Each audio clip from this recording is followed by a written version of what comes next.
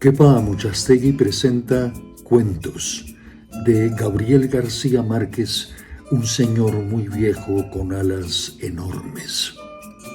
Argumentó que si las alas no eran el elemento esencial para determinar las diferencias entre un gavilán y un aeroplano, mucho menos podían serlo para reconocer a los ángeles. Sin embargo, prometió escribir una carta a su obispo para que éste escribiera otra al sumo pontífice, de modo que el veredicto final viniera de los tribunales más altos. Vinieron curiosos hasta de la Martinica. Vino una feria ambulante con un acróbata volador que pasó zumbando varias veces por encima de la muchedumbre, pero nadie le hizo caso porque sus alas no eran de ángel, sino de murciélago sideral. Vinieron en busca de salud los enfermos más desdichados del Caribe, una pobre mujer que desde niña estaba contando los latidos de su corazón y ya no le alcanzaban los números, un jamaicano que no podía dormir porque lo atormentaba el ruido de las estrellas, un sonámbulo que se levantaba de noche a deshacer dormido las cosas que había hecho despierto, y muchos otros de menor gravedad. En medio de aquel desorden de naufragio que hacía temblar la tierra, Pelayo y Elisenda estaban felices de cansancio porque en menos de una semana atiborraron de plata los dormitorios y todavía la fila de peregrinos que esperaban su turno para entrar llegaba hasta el otro lado del horizonte. El ángel era el único que no participaba de su propio acontecimiento. El tiempo se le iba buscando acomodo en su nido prestado, aturdido por el calor de infierno de las lámparas de aceite y las velas de sacrificio que le arrimaban a las alambradas. Al principio trataron de que comiera cristales de alcanfor que, de acuerdo con la sabiduría de la vecina sabia, era el alimento específico de los ángeles, pero él los despreciaba como despreció sin probarlos los almuerzos papales que le llevaban los penitentes, y nunca se supo si fue por ángel o por viejo que terminó comiendo nada más que papillas de berenjena. Su única virtud sobrenatural parecía ser la paciencia, sobre todo en los primeros tiempos, cuando le picoteaban las gallinas en busca de los parásitos estelares que proliferaban en sus alas, y los baldados le arrancaban plumas para tocarse con ellas sus defectos, y hasta los más piadosos le tiraban piedras tratando de que se levantara para verlo de cuerpo entero. La única vez que consiguieron alterarlo fue cuando le abrazaron el costado con un hierro de marcar novillos, porque llevaba tantas horas de estar inmóvil que lo creyeron muerto. Despertó sobresaltado, despotricando en su lengua hermética y con los ojos en lágrimas, y dio un par de aletazos que provocaron un remolino de estiércol de gallinero y polvo lunar y un ventarrón de pánico que no parecía de este mundo. Aunque muchos creyeron que su reacción no había sido de rabia, sino de dolor, desde entonces se cuidaron de no molestarlo, porque la mayoría entendió que su pasividad no era la de un héroe en uso de buen retiro, sino la de un cataclismo en reposo. El padre Gonzaga se enfrentó a la frivolidad de la muchedumbre con fórmulas de inspiración doméstica, mientras le llegaba un juicio terminante sobre la naturaleza del cautivo. Pero el correo de Roma había perdido la noción de la urgencia.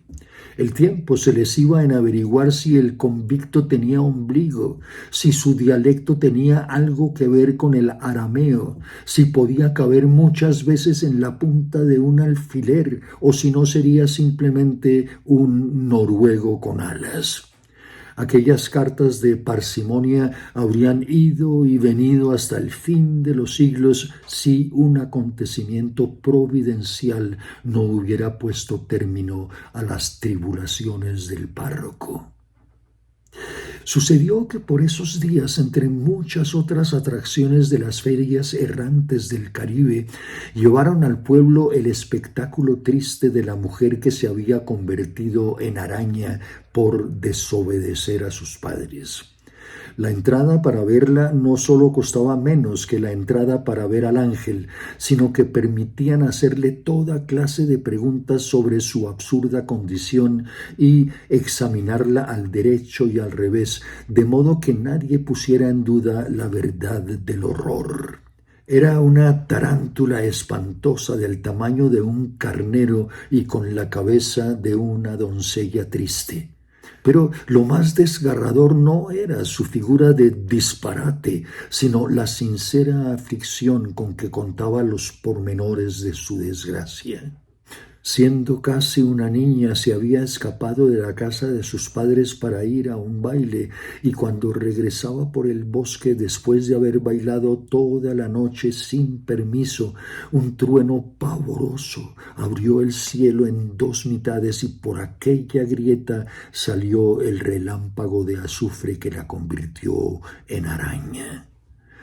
Su único alimento eran las bolitas de carne molida que las almas caritativas quisieran echarle en la boca. Semejante espectáculo cargado de tanta verdad humana y de tan temible escarmiento tenía que derrotar sin proponérselo al de un ángel despectivo que apenas si se dignaba mirar a los mortales. Además, los escasos milagros que se le atribuían al ángel revelaban un cierto desorden mental, como el del ciego que no recobró la visión pero le salieron 3 dientes nuevos, y el del paralítico que no pudo andar pero estuvo a punto de ganarse la lotería, y el del leproso a quien le nacieron girasoles en las heridas.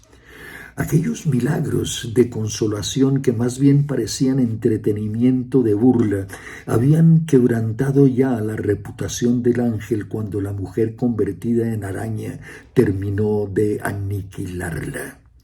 Fue así como el padre Gonzaga se curó para siempre del insomnio y el patio de Pelayo volvió a quedar tan solitario como en los tiempos en que llovió 3 días y los cangrejos caminaban por los dormitorios.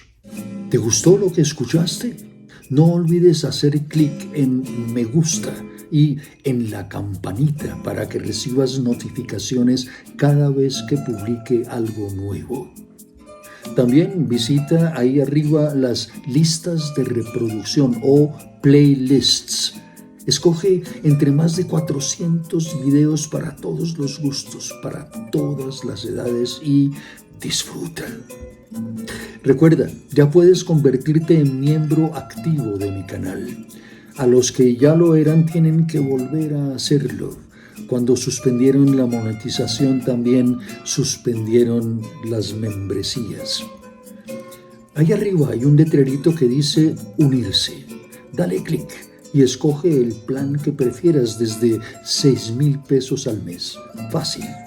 O si prefieres ayudarme de otra manera, entra a mi página de Patreon, www.patreon.com/quepamuchastegui, en una sola palabra, y colabórame con tu aporte mensual a partir de 3,000 pesos al mes.